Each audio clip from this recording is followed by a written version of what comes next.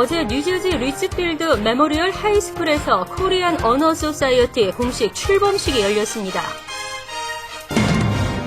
한기석 씨의 안타까운 사망 소식에 지하철 안전수칙에 대한 관심이 높아지고 있습니다. 공화당 내부에서도 이민개혁의 압력에 직면하고 있어 내년에는 이민개혁이 불가피할 것으로 보입니다. 투자 이민에도 우선 수속일자가 도입될 전망입니다.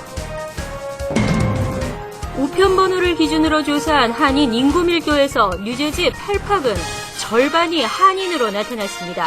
이상은 이 시각 주요 뉴스입니다. 여러분 안녕하십니까? KBN 뉴스입니다. 어제 저녁 뉴저지 리츠필드 메모리얼 하이스쿨에선 한국어반 우등생 클럽인 코리안 언어 소사이어티 공식 출범식이 열렸습니다. 미국 최초이자 리츠필드 고교에선 이탈리아어, 스페니쉬어에 이은 세 번째입니다. 주성훈 기자가 보도합니다. 이탈리아 국기, 스페인 국기와 나란히 함께한 우리의 태극기. 교정의 애국가가 울려 퍼지고 강당에 올라선 학생들의 입에선 민족 시인 윤동주의 서시가 낭독됩니다. 지난해 제2외국어로 한국어를 공식 채택한 뉴저지 리츠필드 메모리얼 하이스쿨.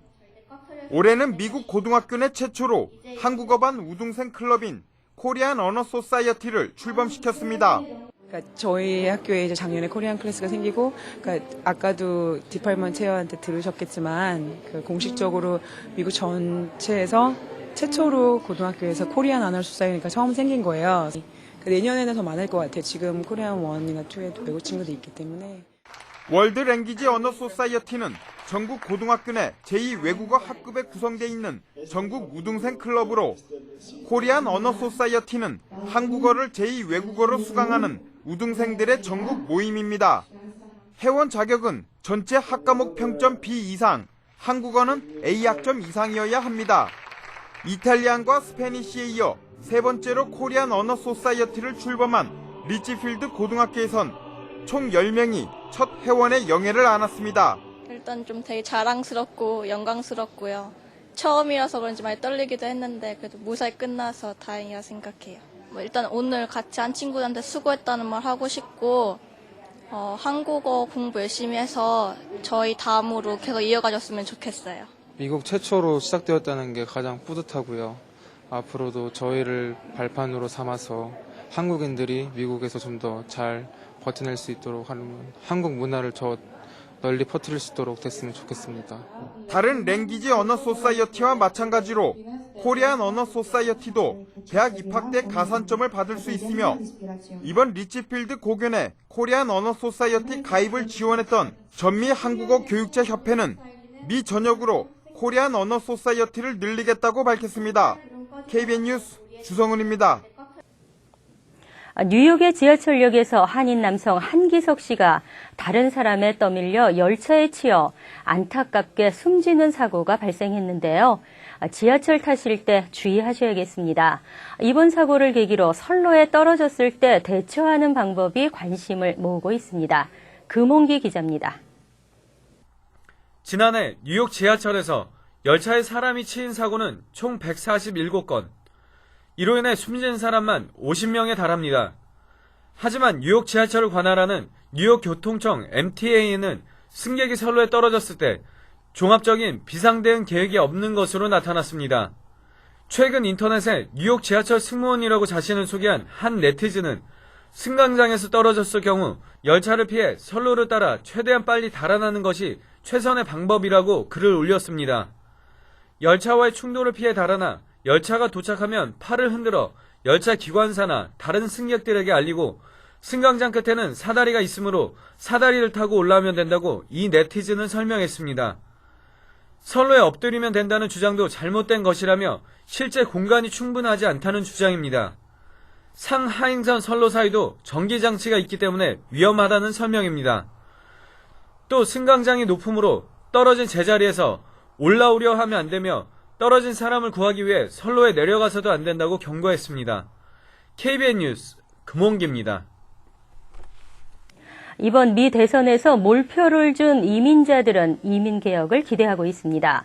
오바마 대통령은 이에 보답할 차례가 왔고 공화당 내부에서도 이민 개혁의 압력에 직면하고 있습니다. 어떤 형태로든 내년에는 이민 개혁이 불가피할 것으로 보입니다. 지난 4일 워싱턴 DC에서는 26개 주 250명의 복음주의 개신교 지도자, 가톨릭 신부, 그리고 기업계 지도자와 각주 지역단체 관계자들이 연합 모임을 가졌습니다. 이 모임에서 이들은 포괄적 이민개혁을 촉구했으며 어제는 의회를 방문해 여야 의원들을 만나고 백악관 관계자들과도 회동했습니다. 특히 이번 모임에서는 공화당 강경 보수주의자들을 상대로 이민개혁의 필요성을 전달하는 데 주력했습니다. 조지 W. 부시 전 대통령도 지난 4일 텍사스에서 열린 한 회의에서 노동시장의 활성화와 기술 보충, 미 경제 부흥을 위해 이민자들의 역할이 중요하다며 이민개혁 필요성을 강조했습니다. 한편 공화당은 지난 대선 패배 후 이민에 대한 생각을 바꾸기 시작했습니다. 공화당 럼니 대선 후보의 캠페인 책임자였던 맷 로월드는 이민 문제에 대한 입장을 후회하고 있다고 말한 것으로 뉴욕 타임즈가 전했습니다. 공화당의 본류인 정통 보수주의자들이 대거 나설 경우 공화당 상하원 의원들 가운데 상당수가 예전처럼 포괄 이민개혁에 동참할 수 있게 되고 초당적인 이민개혁 법안이 성사될 수 있을 것으로 기대되고 있습니다. 최근 투자이민 제도가 생긴 이래 가장 많은 투자이민이 몰리고 있는 가운데 투자이민에도 우선 수속일자가 도입될 전망입니다. 때문에 가급적 빨리 영주권 신청서를 접수해야 한다는 지적입니다. 연방국무부에 따르면 최근 들어 취업 5순위 부분에 신청자들이 폭발적으로 몰리면서 최근 불과 2개월 만에 연간 영주권 쿼터인 10,000개 가운데 이미 20%가 소진됐습니다. 이에 따라 늦어도 2013년 하반기 문호부터는 투자 이민에도 사상 처음으로 우선 일자가 부과될 것으로 전망되고 있습니다. 지난해인 2011년에는 2010년에 비해 실제 투자 영주권이 2배나 증가했고 이어 이번 2012년에는 약 6,200개의 영주권이 발급돼 이 같은 추세라면 내년에는 연간 쿼터 10,000개를 쉽게 넘어설 것으로 보이기 때문입니다. 또한 투자이민 신청자의 80%가 중국인임을 감안하면 국가별 쿼터 상한에 저촉되지 않도록 하기 위해 우선일자를 도입할 수밖에 없다는 지적입니다. 우선일자가 도입되면 취업 3순위와 마찬가지로 특정 날짜 이전에 이민 신청을 시작한 사람에게만 I-485를 접수할 수 있게 돼 체류비자 유지나 취업 활동에 큰 지장을 받을 수 있게 됩니다. 이에 따라 한인 투자 이민자들은 영주권 신청서 접수를 가급적 서두르는 것이 좋다고 전문가들은 조언했습니다. 어느 지역에 거주하고 계시나요? 그리고 하루에 얼마만큼 영어를 사용하시며 얼마나 많은 미국인들을 만나십니까? 우편번호를 기준으로 조사한 한인 인구 밀도에서 뉴욕에서는 플러싱, 뉴저지에서는 펠팍이 가장 높게 나타났습니다. 아메리칸 지역사회 조사 자료를 분석한 결과 뉴욕에서 한인이 가장 많이 거주하는 우편번호 지역은 플러싱 11354, 뉴저지는 팰리세이드 팍 07650으로 나타났습니다. 우편번호 11354 지역은 1,541명의 한인이 거주해 인구수로 주 전역에서 가장 많았으며 지역 전체 거주민에 비하면 전체 5명 중 1명이 한인이었습니다. 뉴저지 펠팍의 07650의 우편번호에서는 9,418명이 한인으로 주 전체에서 가장 많았고 지역 전체 거주민에 대한 한인 인구 비율은 2명 중 1명꼴인 48.8%를 차지해 주내 최고를 기록했습니다. 우편번호별 한인 인구 비율 순위로는 뉴욕 11354에 이어 11360인 베이사이드가 18.2%, 11358인 플러싱이 17.3%, 11364 오클랜드 가든 15.5% 등으로 10% 이상의 이상의 비율을 보인 우편 지역은 7곳이었습니다. 뉴저지는 펠팍에 이어 잉그루드 클립스에 07632가 25.6%로 나타나 비율로는 두 번째를 차지했습니다. 이 외에는 노르드, 레오니아, 리츠필드 등의 순이었습니다. 한편 한인 인구 비율이 20% 이상인 지역이 총 9곳으로 나타나 뉴욕보다 많았으며 전체적인 비율도 높게 나타났습니다. 2013년 설 퍼레이드 일정은 내년 2월 11일입니다. 그러나 이 기간 7번 전철의 운행이 중단될 것으로 보여 설 퍼레이드 행사에 우려를 낳고 있습니다. 메트로폴리탄 교통공사는 허리케인 샌디로 인한 7번 전철의 보수 공사로 일부 구간의 운행 중단을 예고했습니다. 그 기간이 내년 2월 11일 퀸즈 플러싱에서 개최되는 설 퍼레이드와 겹쳤습니다. 퀸즈 한인회와 중국인 상인협회 등은 이와 관련 맨해튼을 비롯한 타 지역 시민들이 대부분 7번 전철을 이용해 플러싱으로 오는 만큼 주말 운행이 중단되면 설 퍼레이드에 참여하는 인원이 크게 줄어들 것이라며 지역 경제에도 막대한 영향을 미칠 것이라며 우려하고 있습니다. 이에 지역 정치인들은 7번 전철의 주말 운행을 정상화해 줄 것을 메트로폴리탄 교통공사에 요구하고 나섰습니다. 그레이스 맥 뉴욕주 하원 의원은 메트로폴리탄 교통공사에 서한을 보내 7번 전철에 예정된 공사 일정을 일시 중단할 것을 촉구한다는 계획입니다. 맹 의원은 허리케인으로 인한 보수 공사는 필요하지만 지역 경제에 미칠 영향도 고려해야 한다며 7번 전철의 운행 중단은 플러싱 메인스트리트역 주변 업소들에게 악영향을 미친다고 말했습니다. 연방 학비 융자를 제때 상환하지 못하는 졸업생들이 갈수록 늘고 있습니다. 앞으로는 고용주가 세금을 미리 공제하고 급여를 지급하듯이 융자 상환금을 월급에서 원천 징수한다는 계획입니다. 톰 페트라 위스콘신 연방하원 의원은 소득의 최대 15% 미만에 한해 고용주가 연방학비 융자 상환금을 원천 징수한 뒤 급여를 지급하는 방식의 법안을 공식 발의할 예정입니다. 이 같은 방식이 오히려 졸업생들을 재정적으로 보호할 수 있다는 주장입니다. 이는 이미 영국, 뉴질랜드, 오스트레일리아 등지에서 보편화된 방식으로 고용주가 세금을 미리 공제한 뒤에 급여를 지급하는 것과 유사한 개념입니다. 이렇게 되면 연방정부는 앞으로 사설업체를 통해 융자 상환금을 수금하지 않아도 되고 졸업생들도 사설 수금 대행업체를 통해 부채를 상환할 때 수반되는 고액 수수료 부담을 피할 수 있습니다. 그리고 급여에서 사전에 상환금을 원천 징수하게 되면 연방교육부는 국세청과 협조해 실시한다는 방침입니다. 한편 지난 한 해만 해도 연방 학비 융자 상환금을 체납한 대출자는 500만 명에 이르며 밀린 상환금을 받아낸 사설 수금 대행업체들이 수령한 수수료만도 10억 달러에 이릅니다. 현재 미국에서 학비 융자 부채가 신용카드 부채를 앞지르고 있는 상황이어서 새로운 대안책이 연방의회의 지지를 받아 실현될 수 있을지 결과가 주목됩니다. 미성년자들의 음주 단속, 허술하기 짝이 없다는 지적이 나왔는데요. 미성년자들의 술 구매가 가장 쉬운 주로 뉴욕이 꼽혔습니다. 전국 마약보건조사국이 최근 발표한 통계에 따르면 뉴욕에서 12에서 20세 가운데 지난 30일 동안 아무 문제 없이 술을 구매한 비율이 무려 15%나 되는 것으로 나타났습니다. 이번 통계는 2008에서 2010년 동안의 설문조사를 통해 집계된 것으로 뉴욕 다음으로는 14%를 기록한 루이지애나, 13% 노스캐롤라이나, 그리고 커네티컷이 그 뒤를 이었습니다. 전국 평균은 8.7%였습니다. 이러한 결과에 대해 전문가들은 미성년자 주류 구매에 대한 단속이 허술하다고 지적했습니다. 특히 바나 클럽 등 술을 직접 마시는 장소에 대한 단속보다 일반 그로서리업소나 리코스토어 등에서의 미성년자 술 구매 단속이 제대로 이루어지지 않고 있다는 것입니다.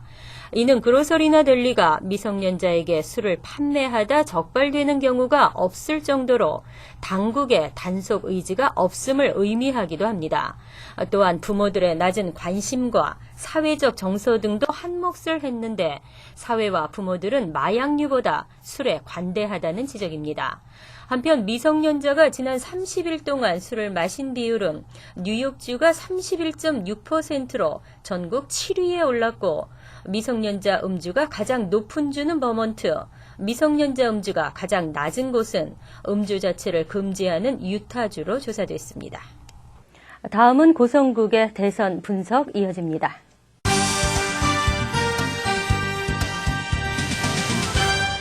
한국의 대선 선거전이 본격화되면서 박근혜 후보와 문재인 후보가 접전을 벌이고 있는 가운데 안철수 전 후보가 문재인 후보를 전격 지지하고 나서서 선거전은 더욱 뜨거운 열기로 달아올랐습니다. 오늘도 정치평론가 고성국 박사를 전화로 연결해 한국의 대선 상황을 알아보겠습니다. 고성국 박사 안녕하십니까? 안녕하십니까? 네, 안녕하십니까? 민주통합당 문재인 후보와 안철수 전 후보가 전격 회동을 갖고 안철수 전 후보가 문 후보를 전폭 지지하는 선언을 했습니다. 예, 그렇습니다. 어제 문재인 후보가 안철수 전 후보의 집을 전격적으로 방문을 했는데 만나지를 못했어요. 그리고 이제 하루가 지나서 오늘은 안철수 전 후보가 문재인 후보한테 전화를 했죠. 만나서 얘기합시다. 이래서 오늘 오후 4시 20분에 두 사람이 만났습니다. 그리고 거기서 나온 얘기가 조건 없이 지원 유세에 나서겠다. 그리고 정권 교체와 새 정치를 위해서 힘을 합치자. 그다음에 선거 후에도 협력하자. 이런 합의를 했습니다. 그래서 당장 지원 유세를 내일부터 공동으로 하기로 했습니다. 부산에서 안철수 전 후보가 문재인 후보를 지원하고 지지하는 이런 유세를 같이 하기로. 그래서 이제 민주통합당 쪽에서는 합동 유세다 이런 말을 쓰는데요. 예, 그런 식으로 하기로 해서 이제 민주통합당 쪽에서는 지난번에 안철수 전 후보가 사퇴하면서 결과적으로 좀 단일화는 됐지만 미완의 단일화였는데 오늘 안철수 전 후보의 지원 선언으로 이제 단일화가 완성됐다. 뭐 이렇게까지 평가를 하면서 높은 기대감을 지금 보이고 있습니다. 안철수 전 후보의 지지 선언에 따라 대선에 큰 변수가 있을 것이라는 얘기가 나오고 있는데 안철수 전 후보의 지지 선언이 이번 대선에 어떤 영향을 가져올까요? 우선 1차적으로 문재인 후보의 지지율 상승이 있을 겁니다. 그런데 지금 안철수 전 후보를 지지했던 유권자들은 한 60% 정도는 이미 문재인 후보 쪽으로 지지를 보내고 있거든요. 네. 그리고 한 20% 정도는 박근혜 후보 쪽으로 지지를 보내고 있어요. 네. 그래서 이제 한 20% 정도만 아직 입장을 정하지 않고 유보하고 있는데요. 이 새롭게 만들어진 이 부동층, 이 사람들이 이제 안철수 전 후보가 직접 이제 유세를 나서니까 상당한 정도 안철수 전 후보의 뜻에 따라서 문재인 후보를 지지하지 않겠느냐 이렇게 전망을 하는 거죠. 그럴 경우에 한 2-3% 정도의 문재인 후보의 지지율 상승이 있을 거다 이렇게들 분석을 합니다. 그러면 그 얘기는 뭐냐면요. 지금 박근혜 후보하고 문재인 후보 사이에요. 여러 조사들을 대충 보면 한 5% 정도 박근혜 후보가 앞서는 걸로 조사가 되고 있는데요. 이런 상태에서 이제 안철수 효과 때문에 지지율이 상승이 된다면 한 2-3% 정도 상승이 된다면 정말 혼전 박빙 상태로 들어가는 거가 되지 않겠습니까? 네. 그래서 이제 선거가 12일 남았습니다만 이제부터 본격적인 선거다 이런 얘기들을 이쪽 저쪽에서 다 하게 되는 겁니다. 새누리당의 박근혜 후보 측에서는 안철수 전 후보의 지지 선언으로 바짝 긴장하겠네요. 아, 그럼요. 긴장 안 할 수가 없죠. 이제부터 승부니까요. 네. 그런데 아까 말씀드린 대로 안철수 효과가 2-3% 정도의 지지율 상승으로 나타난다면 역전에까지는 이르지 않을 것이다. 이런 관측이 가능하잖아요. 지금 5% 차이가 나니까요. 네. 그래서 뭐 긴장은 하지만 뭐 역전당하는 것은 아니니까 다소는 좀 여유 있는 그런 분위기도 같이 보이고 있습니다. 그러면서 5% 이상의 차이로 이기고 있을 때는 좀 방심하고 오만할 수가 있잖아요. 네. 그런데 안철수 효과 때문에 이제 그런 오만함, 방심 뭐 이런 거는 이제 더 이상 허용되지 않게 됐기 때문에 오히려 박근혜 후보 쪽에서는 이럴 때 좀 방심할 때 나타날 수 있는 실수 같은 것들이 오히려 안 나타날 수도 있게 됐다. 그런 면에서는 올 것 예정됐던 대로 안철수 효과가 일찍 나타난 것도 나쁘지 않고 그로 인해서 박근혜 캠프가 다시 한번 긴장을 하게 되는 것도 그렇게 나쁜 것만은 아니다. 뭐 이런 식의 분위기까지 감지되고 있습니다. 새누리당은 이들의 회동에 대해서 야합 정치라고 비난하고 나섰어요. 그 대목은 말이죠. 네. 그 문재인 후보가 오늘 국민연대라고 그 제야 시민사회단체의 그 명망가들과 함께 네. 민주통합당이 함께하는 국민연대를 결성했거든요. 이 국민연대를 결성하면서 안철수 후보도 여기 합류하라 이렇게 촉구도 했는데 그러면서 나온 얘기 중에 하나는 박근혜 후보와 싸워서 이겨서 대통령이 되고 정권을 잡는다면 초당파적인 거국 정부를 구성하자 이렇게 얘기를 했습니다. 네. 그러니까 그 지금 민주통합당이 여당이고 문재인 후보가 대통령이 당선될 경우에는요. 그러면은 이제 문재인 정부 또 민주통합당이 여당이 되는 정부면은 자연스러운데 문재인 후보가 대통령이 될 경우에는 민주통합당의 독자적 정부가 아니라 초당파적인 거국 정부를 구성한다 이렇게 됐단 말이에요. 그리고 문재인 후보와 안철수 전 후보가 만나서 합의했던 것도 대선 후에까지 협력하자 이랬단 말이죠. 그런데 문재인 후보 쪽에서는 벌써 몇 달 전부터 공동정부론을 안철수 후보 측에다가 또 제안을 해왔거든요. 결국 이런저런 상황들을 종합적으로 감안해 보면 권력 나눠먹기를 전제로 해서 안철수 전 후보가 문재인 후보를 지지하기로 한 것 아니냐 이런 식의 의혹을 새누리당에서 보낼 수 있는 그런 상황적 증거들이 있는 겁니다. 네. 그래서 새누리당 쪽에서는 이게 무슨 아름다운 단일화가 아니고 결과적으로는 노골적인 권력 나눠먹기를 하고 있는 것 아니냐 네. 이렇게 이제 비난을 시작하게 되는 겁니다. 문재인 후보와 안철수 전 후보의 회동과 지지선언에 대해서 얘기를 나눴는데요. 박근혜 후보 동정을 살펴보죠. 박근혜 후보는 어제 호남 지역을 돌았죠. 오늘은 경기도 지역 유세에 나선 것으로 알고 있는데 대탕평 인사로 새정치의 변화를 가져오겠다고 지지를 호소하고 있어요. 얼마 전에 15년 동안 박근혜 후보를 보좌해 오던 이춘상 씨가 교통사고로 사망했거든요. 그래서 이춘상 씨를 애도하는 뜻에서 박근혜 후보가 3일 동안 유세를 중단했습니다. 그리고 이제 어저께부터 중단됐던 유세를 재개했는데 재개한 첫 번째 유세지를 호남으로 선택했어요. 호남에서 어쨌든 두 자리 숫자의 득표를 해서 국민통합적인 선거를 하겠다. 이런 이제 문제의식을 분명히 한 것이죠. 그러고 나서 오늘 수도권으로 올라와서 수도권 중간층, 부동층들을 적극적으로 공략을 했습니다. 그런데 박근혜 후보의 수도권 행보를 보면 구체적으로 반값 등록금 문제나 보육 문제나 또는 일자리 문제 같은 2030, 40 세대들이 가장 일상생활에서 어렵게 느끼는 문제들에 대한 정책적 대안을 제시하면서 민생 행보를 주로 하고 있습니다. 그래서 비교하자면 이렇게 될 것 같습니다. 야권은 안철수 전 후보의 지지 선언으로 이제 비로소 구도를 잡게 됐다고 할 수 있고 박근혜 후보는 이미 잡혀진 구도를 던제로 민생 현장 행보를 강화하면서 실질적으로 유권자들과 특히 중간층 유권자들을 적극적으로 견인하기 위한 행보를 시작했다. 그래서 이 속도감에 있어서는 박근혜 후보가 다소 좀 앞서가는 그런 상황인데 이 뒤처져 있는 문재인 후보가 안철수 전 후보의 도움을 받아서 빠른 속도로 박근혜 후보를 추격하게 되는 그런 양상이 앞으로 남은 13일간의 대선 양상이 될 것이다. 이렇게 말씀드릴 수 있겠습니다. 네, 감사합니다. 고성국 박사 수고 많으셨습니다. 네, 고맙습니다. 정치평론가 고성국 박사와 한국의 대선에 대한 소식 알아봤습니다.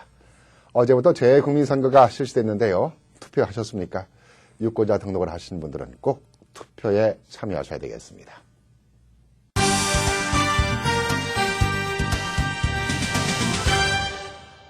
이어서 LA 지역 한인사회 소식입니다.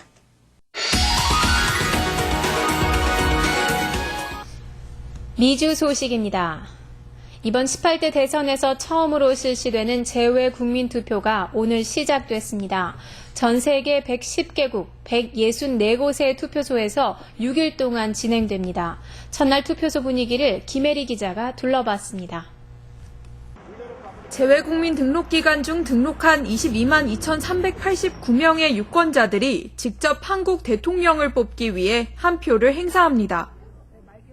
지난 4.11 총선에 이어 두 번째로 실시되는 재외국민 선거 현장 첫날부터 가족 단위로 투표에 참여하는 유권자들이 많았습니다.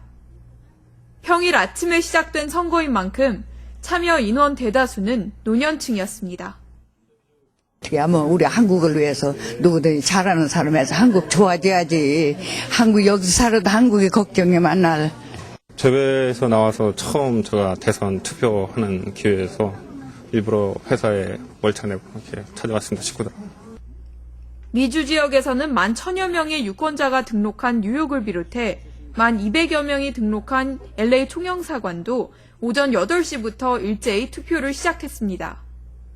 전국에 12개의 투표소가 설치됐으며 대선 투표에 대한 기대감을 반영하듯 유권자들은 먼 거리에서도 직접 찾아와 국민의 권리를 행사했습니다.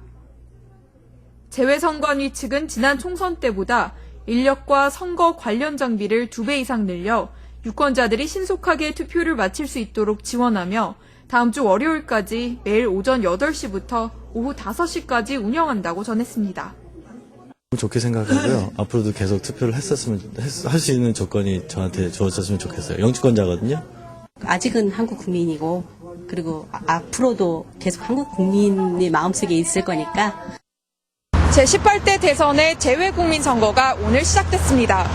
앞으로 5일 동안 진행될 선거에서 전 세계 재외국민의 투표 참여율이 얼마나 될지 그 관심이 주목됩니다. MBC 뉴스 김혜리입니다. 지구촌 리포트입니다. 노부부의 지극한 사랑 이야기가 중국을 감동시켰는데요. 안타깝게도 부인이 남편을 따라가면서 그 훈훈한 이야기는 우리 가슴에 남게 됐습니다. 깊은 산속에 자리 잡은 작은 집. 중국을 감동시킨 사랑 이야기의 주인공 쉬차오칭 할머니가 최근 87세의 나이로 이곳에서 숨을 거뒀습니다. 他这个我们把饭给吃了以后啊，我们出去挖红烧，我就跟他讲，我说我呢就挖红烧去了，我母亲那就回答我，他说你出去嘛，我还睡还来起来。 할머니가 남편 류거장 씨와 사랑에 빠진 건 지금으로부터 50여 년 전. 하지만 아이 넷이 딸린 30세 과부와 10살 연하 청년의 결혼을 반기는 이는 아무도 없었습니다.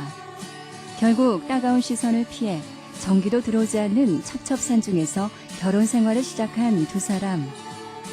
깎아지른 산속에 지은 집 밖을 나서기가 쉽지 않다는 사실을 안 남편은 아내를 위해 망치와 정으로 손수 돌계단을 만들기 시작했습니다.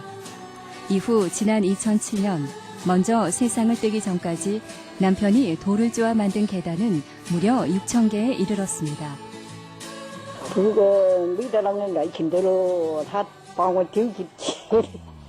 몇 년 전 중국 10대 사랑 이야기에 선정되며 영화화되기도 한 노부부의 애틋한 사랑 이야기. 할머니가 먼저 세상을 뜬 남편의 뒤를 따르며 부부는 하늘에서 다시 만나게 됐습니다. 간추린 소식입니다. 레오니아 강도 용의자에게 총격을 가했던 경찰 3명 중 2명의 신원이 공개됐는데 이 가운데는 한인 경관도 포함됐습니다. 지난달 25일 레오니아 CBS 약국에서 금품을 훔쳐 달아나던 용의자 리키 맥파든에게 총격을 가해 사망케 했던 경찰은 한인 루이스 리 경관과 크리스토퍼 데소토 경관으로 알려졌습니다. 이들과 함께 현장에 출동했던 토마스 줄리아노 경관은 이날 무기를 사용하지 않은 것으로 보고됐습니다. 승객 50여 명을 태우고 맨해튼으로 향하던 뉴저지 트랜짓 버스가 운전사의 졸음운전으로 고가도로 교각을 들이받고 멈추는 사고가 발생했습니다. 승객에 의하면 승객들이 소리를 지르고 깨웠지만 운전자는 계속 잠결에 운전을 한 것으로 알려져 충격을 주고 있습니다. 다행히 부상자는 없었고 뉴저지 트랜짓은 자세한 경위를 조사 중입니다. 허리케인 샌드의 피해 복구를 위해 베라자노 브릿지 통행료를 일시 유예하자는 온라인 서명 운동이 지난주부터 시작됐습니다. 스테튼 아일랜드 주민과 피해 복구 현장의 자원봉사자들을 위해 베라자노 브릿지 왕복 통행료인 13달러를 3개월간 유예해달라는 내용입니다. 서명은 어제 오후 3시 현재까지 5,575명이 서명했습니다.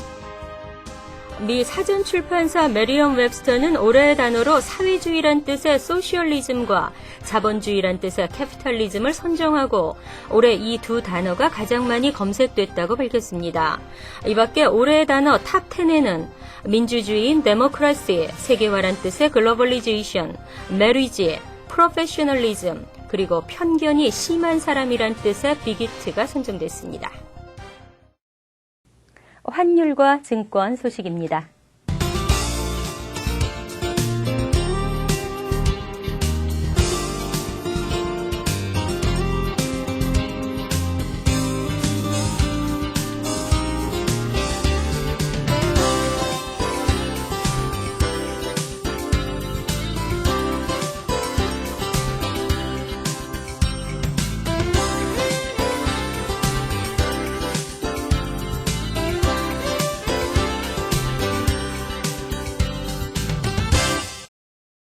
이어서 날씨입니다. 내일은 흐린 가운데 오후 들어 비가 오락가락할 것으로 보입니다. 낮 최고 기온은 47도, 섭씨 8도, 밤 최저 기온은 43도, 섭씨 6도로 예상됩니다. 토요일은 흐리고 한두 차례 소나기가 예상됩니다. 그러나 기온은 다소 올라가 춥지 않겠습니다. 일요일도 계속 흐리겠으며 비가 올 가능성이 있습니다. 이상으로 KBN 뉴스를 마칩니다. KBN과 함께 즐거운 시간 되시기 바랍니다.